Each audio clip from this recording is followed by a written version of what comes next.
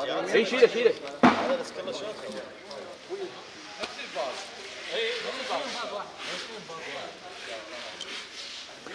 أملا قزات العفرن لا بيرعلو عنتر وكو دياركو كارلسر هلدانا ويد هيتكرن ديزاينيرين زيدتر سروكتي مي هلدانا بوريه سر بحكومة عراقبة برتياركن أستاذ أحمد. شكرا لحضورك معنا. سپاس بۆ بەشداریکردن لەگەڵ ئێمە. دەکرێت دوایین زانیاریمان پێ بدەن لەبارەی کارەکانی خۆتان. سڵاوتان لێبێت وەکو بەڕێزتان دەزانن تیمەکانمان تیمی پسپۆڕن دەستیان کردووە بە هەڵکردن وکردنەوەی ئەو گۆڕانەی کە لە 21 پێنجەوە دەستی پێ کردووە بە دوو قۆناغ بووە. قۆناغی یەکەمیان هەڵدانەوە بوو دووەمیشیان دەرهێنان دەبێت. ئەمە پێش قۆناغی پێش جژنی قوربان و دوای قۆناغی جژنی قوربان بووە. قۆناغی سێمیشی بەدڵنیایەوە تێدا دەبێت کە تەواوکردنی هەموو لادانی ئەو بەرد و ئەو خاک و خۆڵانەی کە لەسەر دەهەیە و لە هەمان کاتیشدا دواتر تەرمەکان دەردەهێنرێت و ڕادستی دادپزیشکی بەغدا دەکرات و دێنەکانی شاوەر دەگیرێت لە هەمان کاتدا. قۆناغی دواتر 14 ڕۆژ دەبێت لە هەمان کاتیشدا دەکرێت بە جێری کارەکە درێژەی پێ بدرێت. ئەمە بە گوێرەی دۆخی ئێرە دەبێت. پێتان وایە چەندیان خەڵکی ئەم ناوچەیە بێت یاخود پێکاتەکان دیکەش تێدا هەبێت لە ئێزیدەکان و بابەتەکانی دیکەش تێدا هەبێت یاخود هەر ئەوەندە تەرمە بوو کە دۆزراوە بە جۆری زانیاریەکان کە دەستکەوتون بۆ فەرمانگای گۆڕە بە کۆمەڵەکان ژمارەکان جیاوازن. باس لەوە دەکرێت کە 600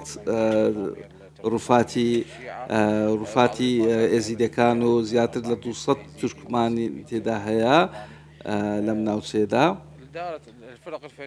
تیمەکان بە جوێرەی ئەم ژمارانە کار ناکات بەڵکو دەست بە چالاکیە ڕۆژانەکەی خۆی دەکات ڕێکارە یاسایی و تەکنیکیەکان دەگرێتە بەر دواتر هەموو ڕووفاتەکان تێدا دەردەهێنرێت.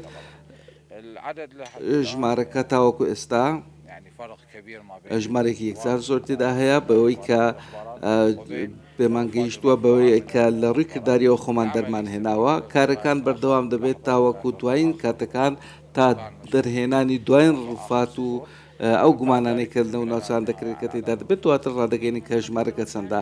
ئێستا ناتوانن دەریبێنن کە چەند کەس بووە. ئێستا تاوەکو ئێستا 100 ڕووفاتمان دەرهێناوە بەڵام ناتوانین بڵین ئەمە کۆتاییەکەیەتی تاوەکو هەمویان دەبێنن. چەند قۆناغی پێویستە. قۆناغی سێەم لە چەند ڕۆژی داهاتوودا دەست پێ دەکەین و بەردەوامیش دەبێت بۆ نزیکەی 14 ڕۆژ کەم و زیاتر پاشان ڕاگەیاندی کۆتایی ڕادەگەیەندرێت. ئایا پێویستیمان بێت قۆناغی چوارەم دەبێت یانە؟ زۆر سپاس دەکەین کاک ئەحمەد.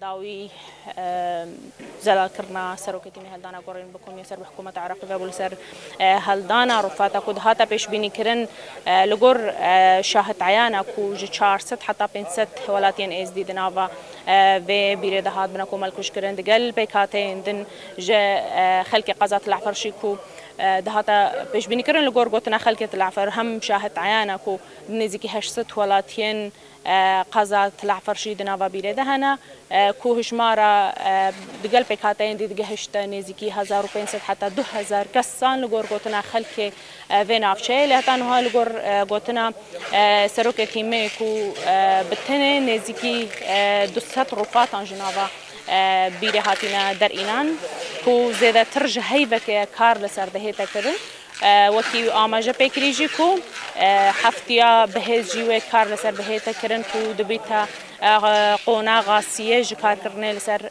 هالدانا رفاتا لهر لگور پیش بینیوان کو او هجمارا کو خلکه آماجه پیکری هند رفادنا و بیردنین لگور کو تناوان و کار لسر بردوام به 3 هفتین دیجی لگور گوتناوان حتی کو قونا غاسیه جی بهتا تمام کرد.